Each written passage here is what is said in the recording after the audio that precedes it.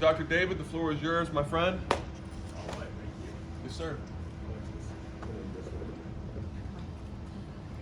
Okay, I think it's probably better I stay here because I cannot project the way Justin does. So I'll try and, as much as possible. I'm actually speaking way higher than the way I usually speak, but I hope you can hear me back there. Okay, great. Thank you so much, Justin. Thank you, Gain. It's an honor. I love to do this. I feel it's a burden, a mission of mine. I don't know if you know this, but Baltimore is #1 in the country. Maryland is #1 state for dementia, and so we got to do something about it, right? We got to do something about it. So I'm doing my part. Education is my passion. Health education, specifically where the brain is concerned. And I just got to meet Justin a few months ago. Yes, sir. Yeah, Justin's already been so helpful. So, and thank you, Emma, for introducing me to Justin. And without Justin ever hearing me, he just put me on right away. I'm like, wow, are you going to try? Are you going to? I did my research. I did my research. Okay, good.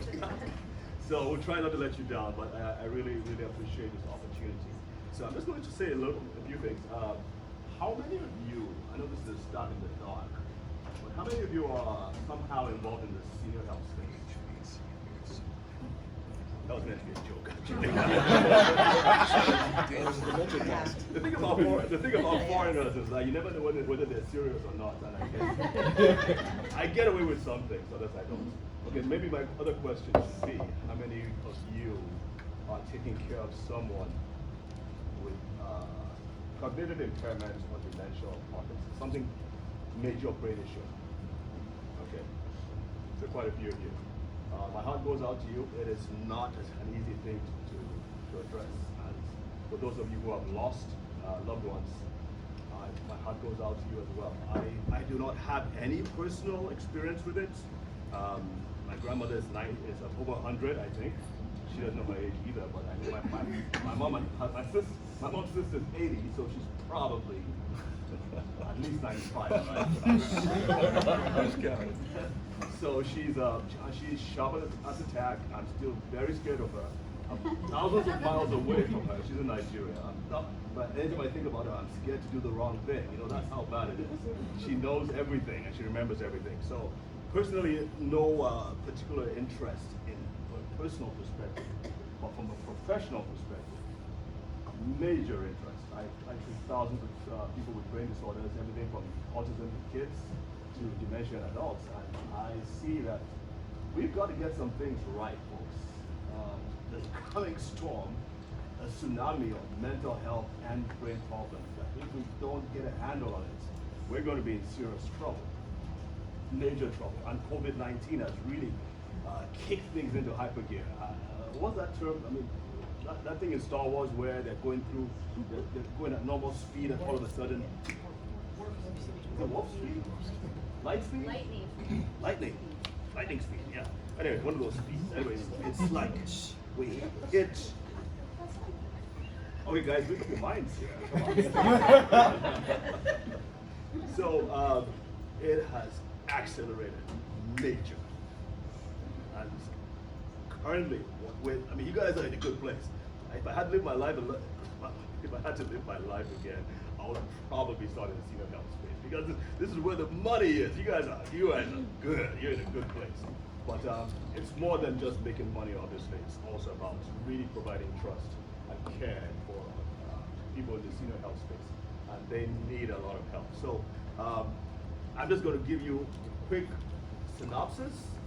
Basically, I have a talk called Keeping Your Marbles. You probably saw that in the title. It comes down to three things. If you are going to prevent dementia, live your best life to your 80s and 90s and hopefully beyond, if you want to, there are three things you got to get right. You got to know what harms your brain, avoid it, know what helps your brain, embrace it, and then know your numbers. We'll get into a few of them. Again, this is just 45 minutes, so we'll try our best to touch on things. As I mentioned, I treat all kinds of brain disorders. For the past 10 years, I've been running a not-for-profit foundation. Do you guys support Nigeria as well, or just Harper County? We're working on it. Let's talk afterwards. We've been for thousands of kids now. We just celebrated our 10-year anniversary, and the whole idea was that kids with brain disorders, everything from cerebral palsy, autism, Down syndrome, and so on, we wanted to find out what we could do to help them. In Nigeria, we don't have any of these tests or any of these super duper scientists or researchers like we have in Johns Hopkins. We had nothing. We couldn't tell what worked or what didn't work. So we had to focus on things that were absolutely safe. Well, maybe not absolutely, but as safe as can be. But also things that worked quickly and things that were simple to apply. So we couldn't use any occupational therapy speech. We couldn't use any of those things. What we found out was that nutrients could go a long way towards repairing the brain. And if you think about it, the brain is like any building, any structure. If something is lost or is damaged, what do? You provide the raw materials to that structure. And of course, you also need the expertise to make sure those raw materials go in the right place and they all fit together, right? Well, the brain knows what to do, but it needs the right raw materials to fix itself. If you provide it with those raw materials, you would be absolutely amazed at what can happen. And I think the problem, especially in developed countries like this, is that you don't have to do that. You have all these great experts, and I'm not knocking it, but I really believe that we should put everything together. Take the basics as well as the super tech, the super advanced approaches, because that is the only way I can see this thing working. Okay? So again, it's about what the brain actually needs, and that has been the guiding light of what we've done. We've won several awards. I guess last week we just received another award for the best nonprofit in Africa. We're working on the US, but now it's Africa for the work that we've been doing. So we've had a lot of success. Again, it was because of the work we're doing in kids that along the way, people started approaching us with brain disorders in adults, everything from strokes to dementia to Parkinson's disease. We basically tried to apply the same principles we had discovered working with kids, to try to apply them in adults. And I'll tell you our story going forward. So I want to start with a story of two people. Mike A was born to in a very difficult situation, single mom, eventually went to high school, didn't complete high school, decided to join the army, got into some very difficult parts of the world, had a few concussions, few injuries, had to start taking pain relief, got back home, found out his wife as one of his best friends, you know that story, right? And then got hooked on drugs, couldn't get a good job, got into fights, a very bitter person. Mike B, on the other hand, lived an almost perfect life, middle class family, got a great job, great family, loved his life. By the time they hit 65, question for you, by the time they hit 65, who is more likely to have Alzheimer's disease? Mike A or B? Are you sure? He said yes. Somebody's bold. Absolutely, Mike A. Obviously, why? And why do you say that? All kinds of things, these negative things happening to the brain. Absolutely. Now, is that how it happens all the time? Absolutely not. But there are several things that we see that people are simply not aware of that can harm or damage their brain.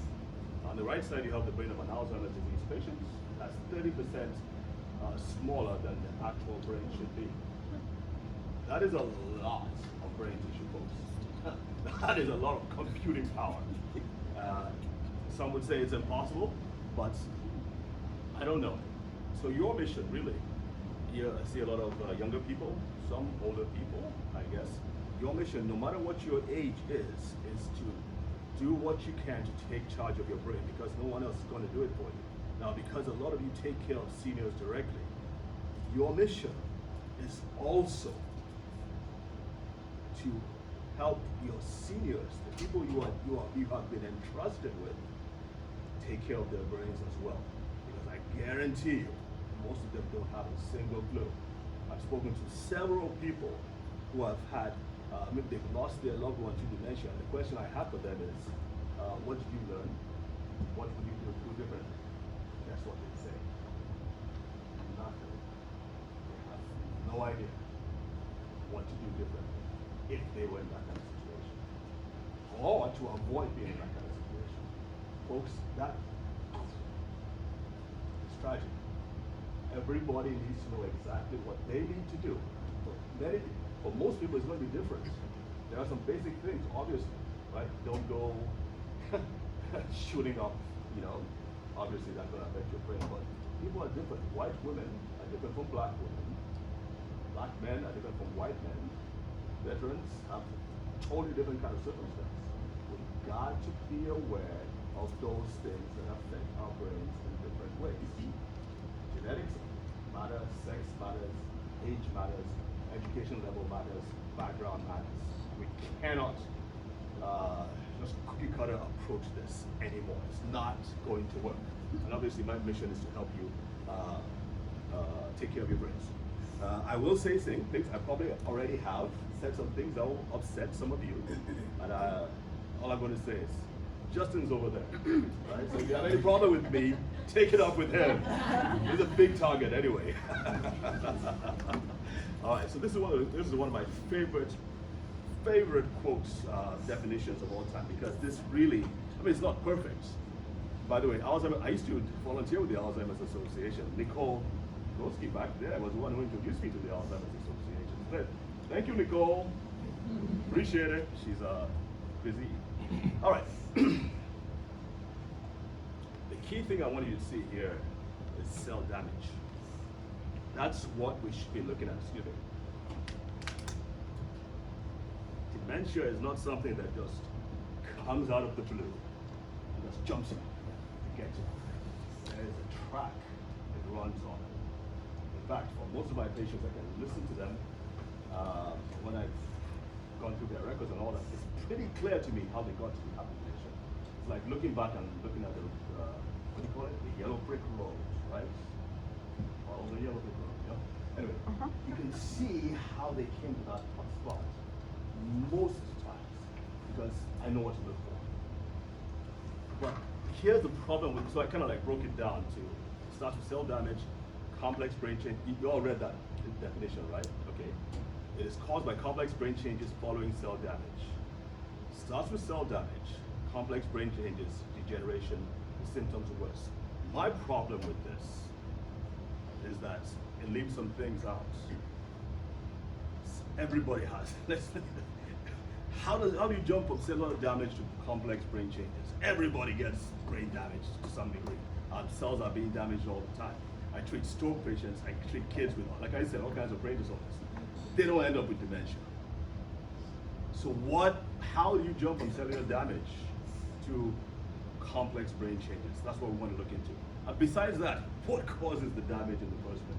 Obviously, we don't have enough time to go into all that, but I have an ebook which is free. It's called Dementia's Dirty Dozen. Say that with me. Dementia's Dirty Dozen. This goes into, so again, because of my experience and my work in this field, I was able to categorize. Do you see anything, any common denominator here? Aye, there you go. What stands out to you? Shout it out. Nobody? Isolation. Isolation. Very important. We're just beginning to find out about that. Anybody else? What does insult mean? Is that like someone's psyche? Like someone saying your mama or something? No. It has to do with chemical toxins, air pollution, things like that. You're trying to keep with the I theme, so you had to be a little creative. It's toxins, but I was like, man, this is going to mess this whole thing up. So yeah, it's insults. So there you have it. These are all factors. Some have greater weight than others, but this is kind of like those. Okay, let me just go back a little bit. So what we found out is that we need to find out what's causing the damage so we can identify it and therefore avoid it. Number two, so that's for number one. We filled in that spot. Then number three is the energy depletion. What we are now finding out, yes, all the different things you've heard about dementia are correct. You've got the plaques, you've got the tangles, but the core, underlying core, the basic problem, and this is where we failed in children, the basic problem is that in dementia, there's a loss of energy production in the brain. The brain is simply not making enough energy to support what it does. And as a result of that, wait for this, as a result of that, it is cutting back. The brain is shutting itself down.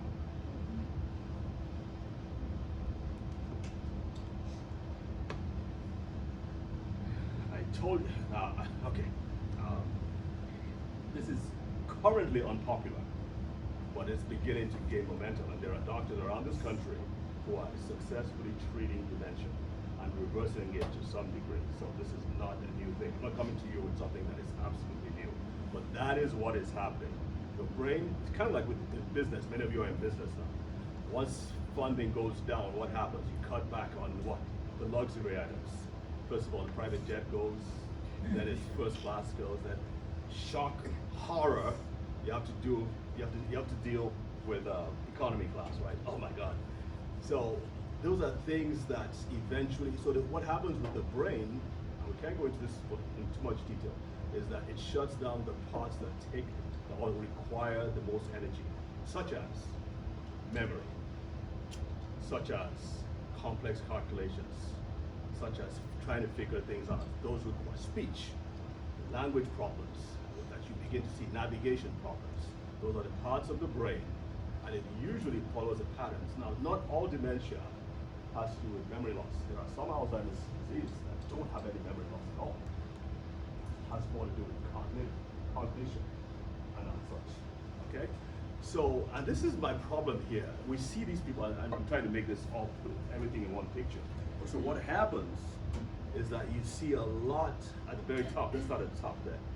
So I call it anatomy of a disaster because the process is like a train wreck in slow motion. People are blindly walking off the edge of a cliff, and no one is warning them about this. It's happening every day, all over the place. The dirty dozen cause damage, right? Come on, guys. Damage, the brain tries to fix the damage through inflammation and so on. It doesn't succeed, probably because there are other things coming on. There's further damage, and then the cycle continues. Eventually, at a certain point, the brain is not able to produce enough energy to run itself, and then it begins to shut down. Most people say around 40 to 50% energy depletion. So that is really the missing pieces: energy depletion and what causes this damage. If we can understand in our lives what is harming our brain, we should be able to prevent or mitigate against it. But then this is the big one here: how do we restore the brain energy? Or how do we keep our brain's energy going, right? And this is what I had this other my staff draw this picture. So if your brain is working well, if it has optimal brain energy, everything else is working well. Speech and language, movements, emotional regulation, memory, and so on. If it doesn't have enough of everything it needs to have, there you have it there, you're going to see things begin to happen. And that's where we talk about the plaques and tangles, toxin accumulation, attention problems. Your sleep will definitely be affected. A big problem I see with ladies, especially ladies, you take your sleep for granted. Almost every lady above the age of 50 tells me they have sleep problems, and they think it's okay. Yeah, we just live with it. It is not okay. You got to fix it because it's a big problem. And then here are the things that you obviously need. We're not going to go through all this, but obviously oxygen, water, nutrients, sunlight, and so on. Some obviously have greater weight than the others. But if you have these, if your brain had everything it needed at every point in time, I 95, 96% guarantee you would not have dementia, no matter what happened. If it had everything it needed, it required to function. And this is like an overview of what it requires. So we have a talk, so this is my talk. We also have a course that we do because obviously 45 minutes is not enough to cover everything. I use this analogy called the fortress. So think of your brain as what is within the four walls. And then the walls and the moats and everything else. And then of course you should see some military people, but somehow we didn't capture that. But the walls and the moats are the protective systems within your body, all to protect the brain. And then the brain is within, which is like the activity, the citizens, the trading, the generating money, and so on. So, like we said at the beginning, why dementia happens is that it's either one or two or three of these things. Greater attacks, fewer protections, the walls are not as strong as they should be, and therefore everybody gets attacks. Some have it worse than others. So those attacks tend to hit more if your defenses are not in place. And I'll tell you if you have those defenses. Another thing people have to check are certain tests. There are certain tests that your doctor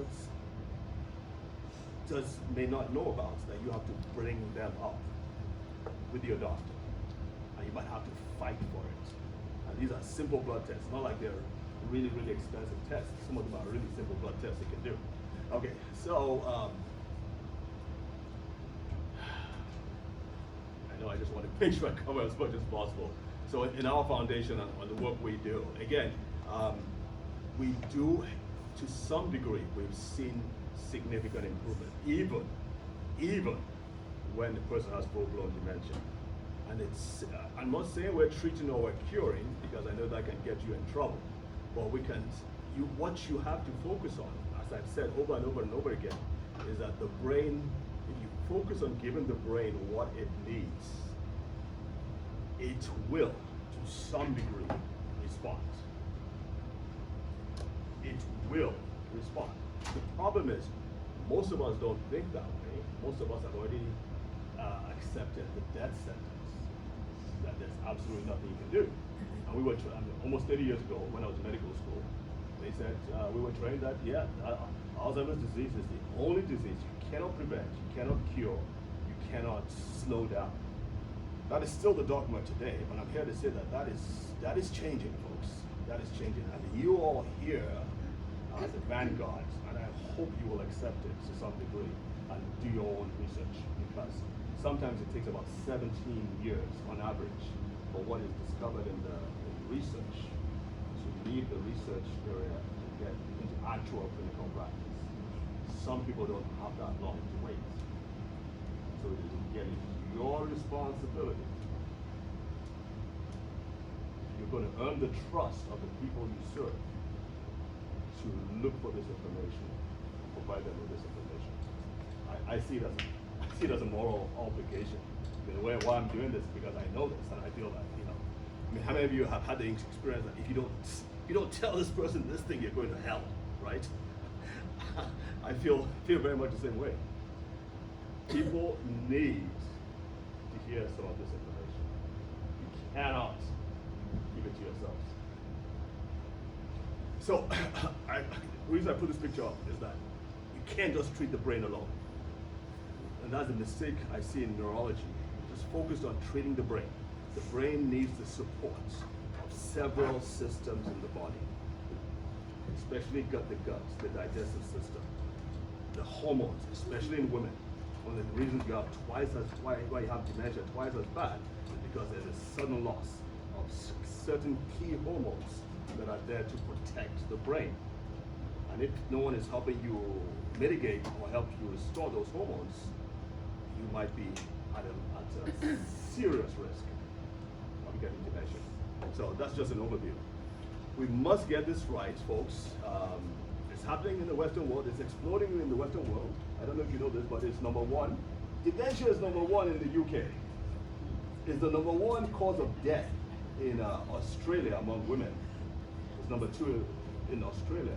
It's rapidly rising in the US. But what bothers me too is that it's rising in third world countries. I'm getting calls from home about this person, that person getting dementia.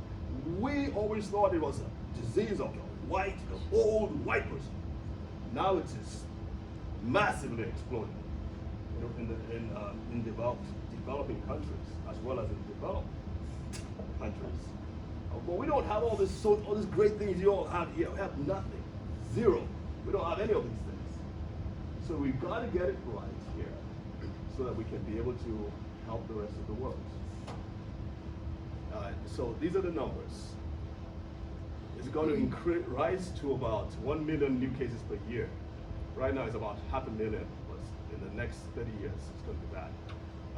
It's also, this is concerning to me, obviously. This is why I joined the Alzheimer's Association, because I wanted to reach out to the African American community, because I felt that there was that gap there. So these are the top three. I have this picture here. There are three categories of people who have twice the risk of dementia. Veterans, I know he doesn't look like one, veterans, blacks, and women. Veterans, blacks, and women. So they have twice the risk of dementia as the rest of the population. Obviously seniors too. But I want to say something real quick. So this is why I'm really concerned, because I belong to two of these categories. And just in case you're wondering which two I'm referring to, in fact. just to clarify. All right, so we're talking about seniors, so let's finish with that. We all are concerned about the senior health space. We must take this seriously. Have I made it clear that I'm a little passionate about this?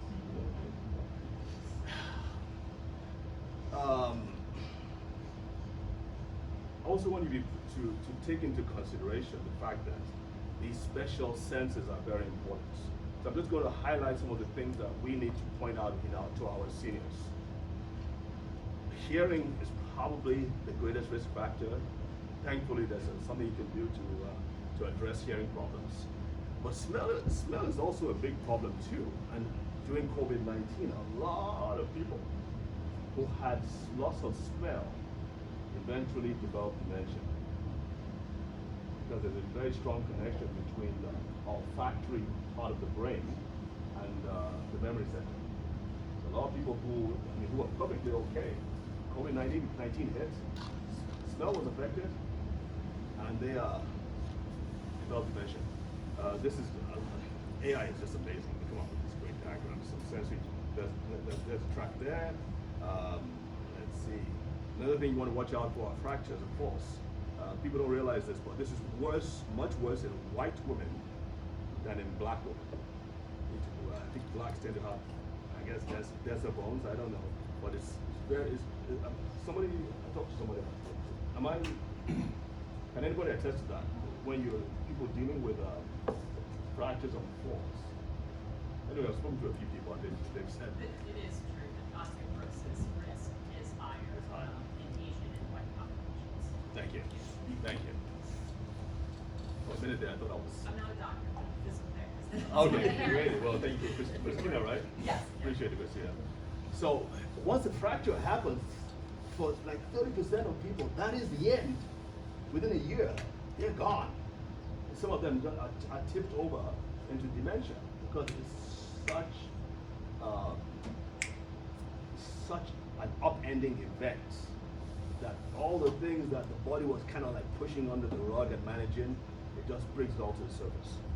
So it's very important that, in fact, in my opinion, there should be a law saying anybody getting into a retirement home or retirement living should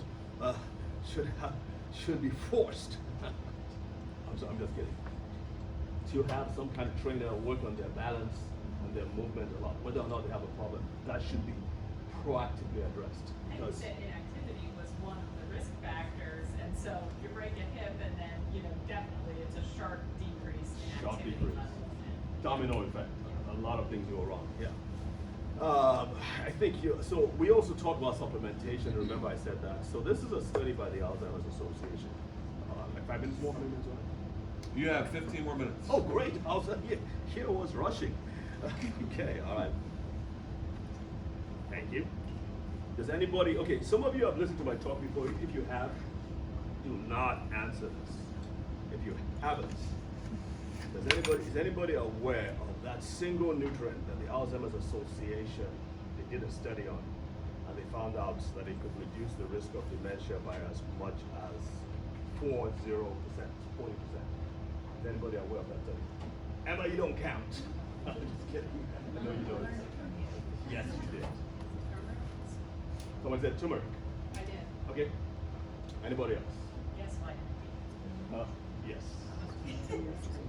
That is correct, Christina. Thank you.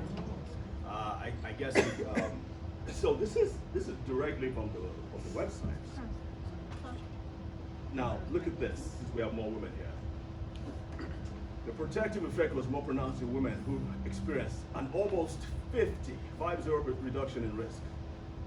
Additionally, even those who had already were having issues with memory, they had a 33% lower incidence of progressing to dementia when supplemented. It didn't say dieting, it didn't say going out in the sun, that's important too. It said supplemented with vitamin D.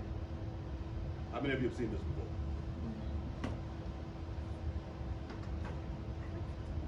And then there's some more stuff there.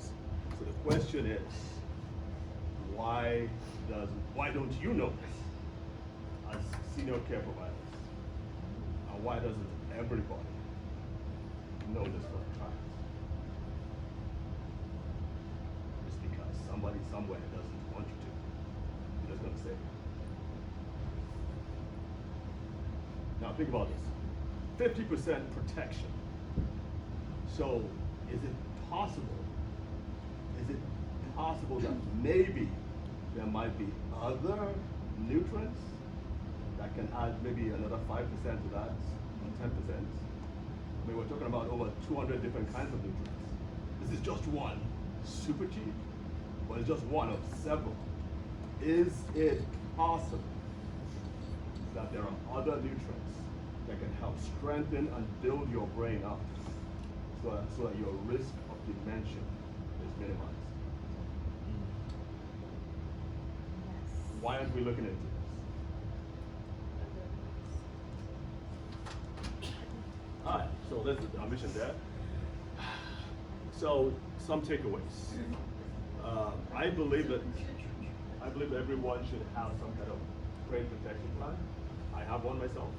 It involves weight training. I never used to do that before. It involves my sleep hygiene. Now I heard of something called the wake-up hygiene, where you're not supposed to look at your cell phone for about 30 minutes or something. And then I've got my reading hygiene, and of course my nutrient stack for me as a black man, right? To affect, because we as black people have a much higher risk of cardiovascular disease. So the kind of dementia that is more common to us is vascular dementia. For women, your stack or your approach should have something that's specific.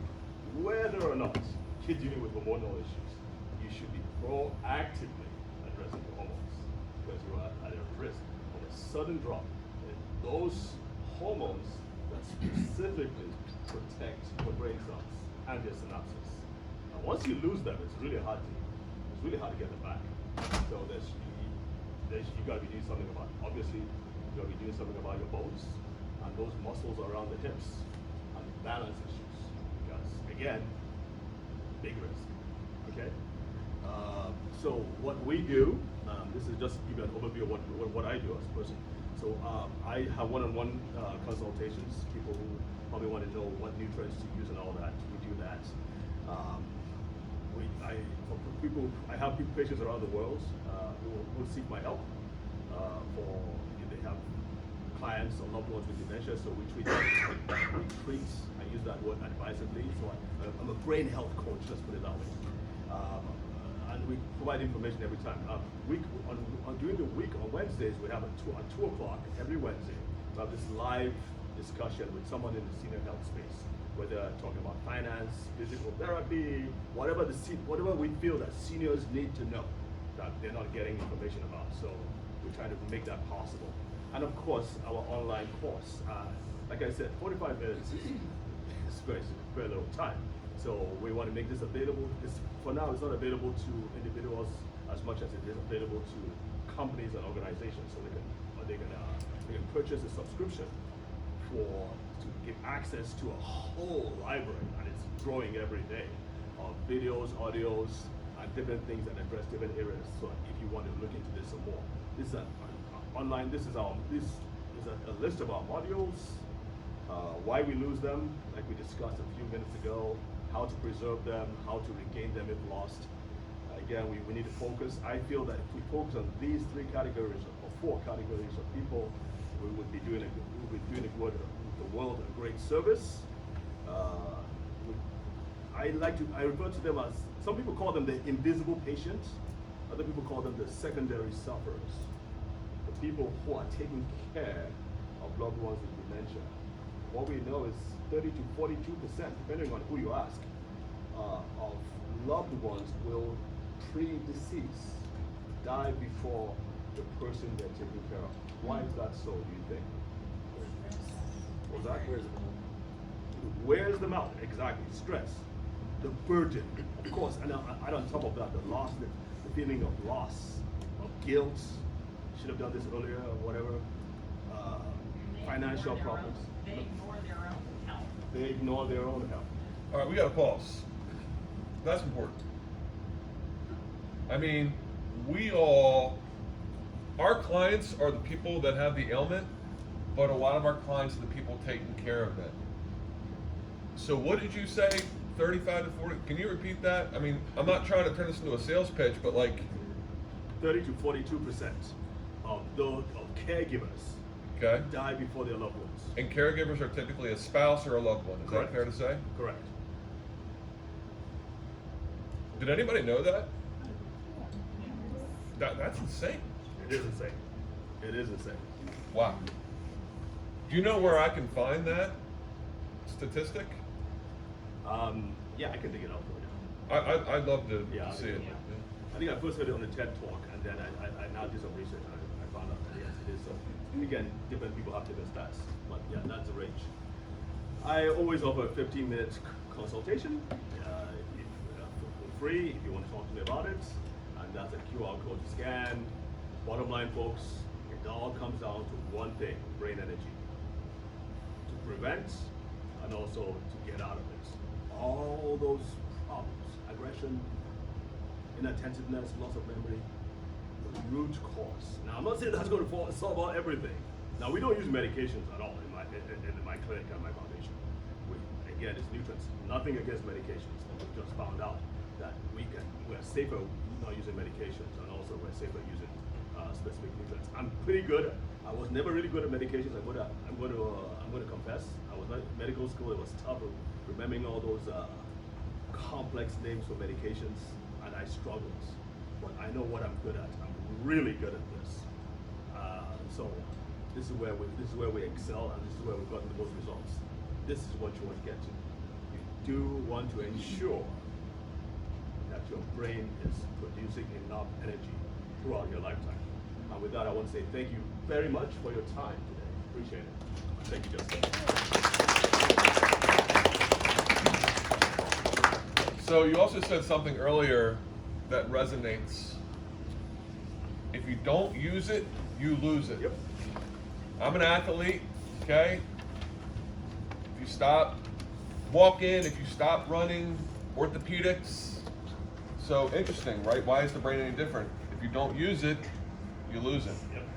Yep. Any questions for Dr. David? That's right. Austin local? Baltimore City is local, yeah. Okay.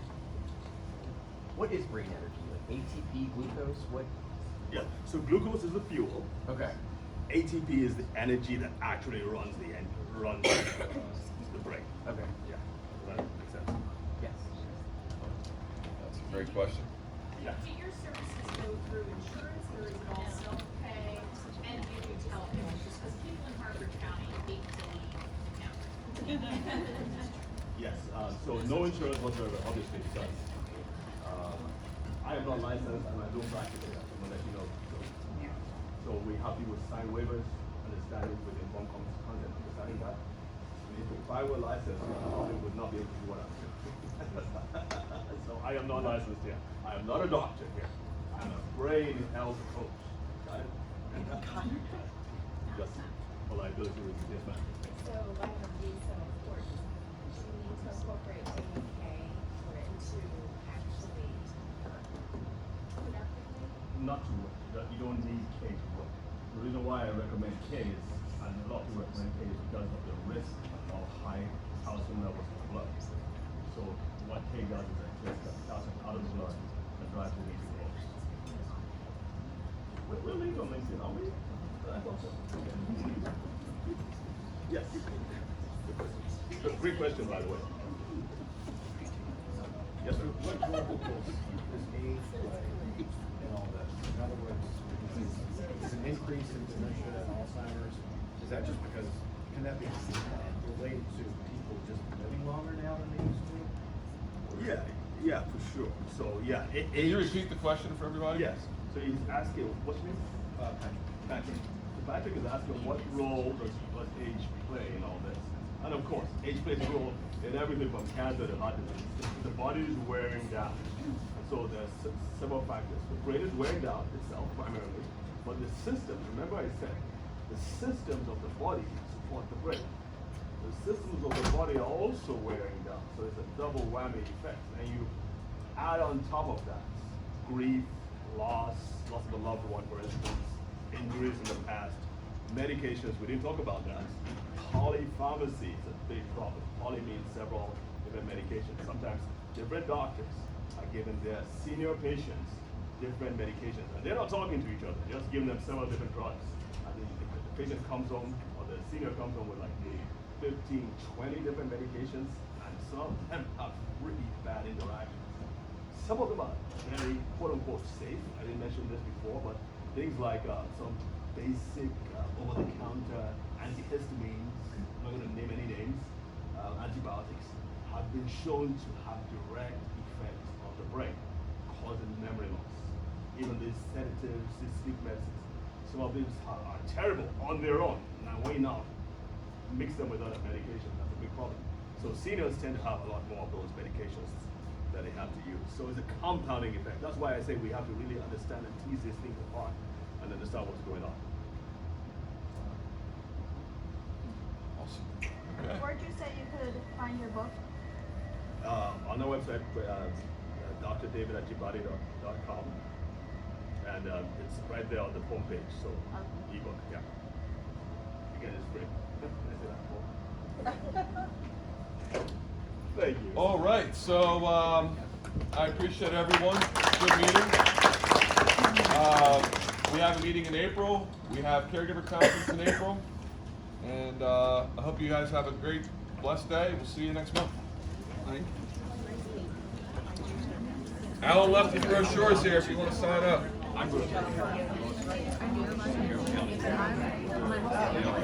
didn't do it.